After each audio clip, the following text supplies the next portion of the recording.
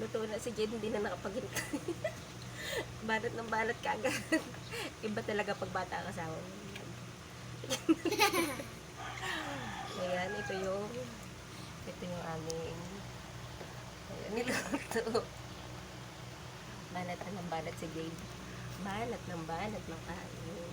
Ayan, thank you po Lord sa aming pagkain. Hindi na po kami nagkanin at kami merong pancit canton. Tapos, partneran na lang. Ikaw gusto mo tatay? Oh, naku. Balik sa pancit canton. Bawal. Paalala lang po, ito ay bawal araw-araw at masama sa ating kalusugan. Minsan lang. Ayan guys. Laging minsan. Palaging minsan. Madalas ang minsan. Masarap pag may gulay. Masarap pag may kasamang gulay guys.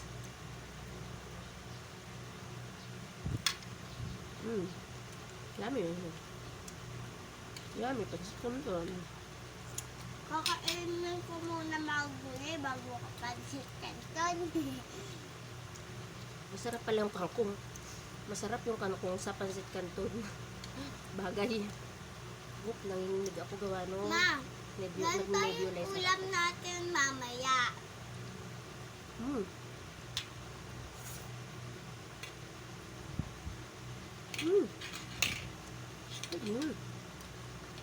Hindi mo na kailangan.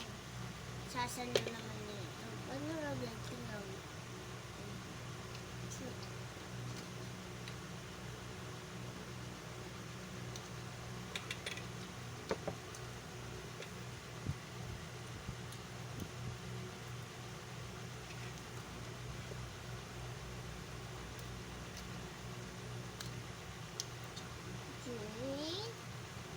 Ito ano, nakain. Ha?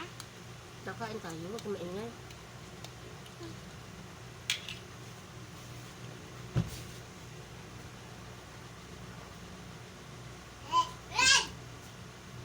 Peace!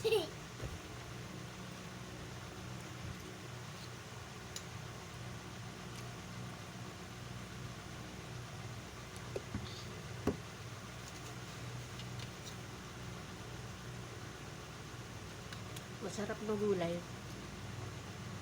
Masarap siya sa pancit canton.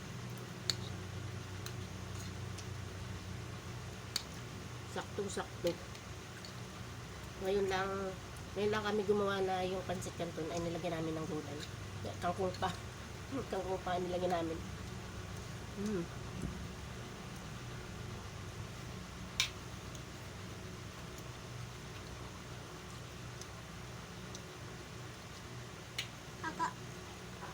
Get kayo maganda guys. Pero ako, Ayun mo.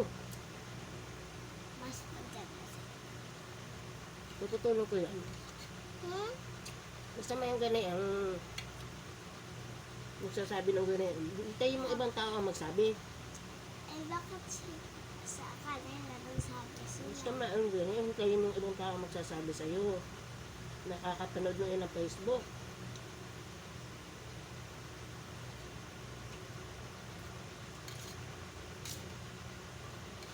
Napapanood mo kay Bebang.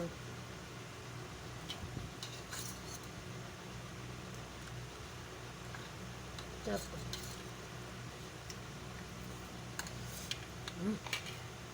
Sarap.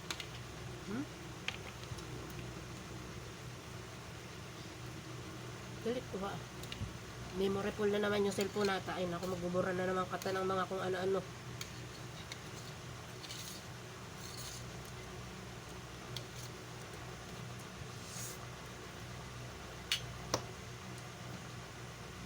Sarap yung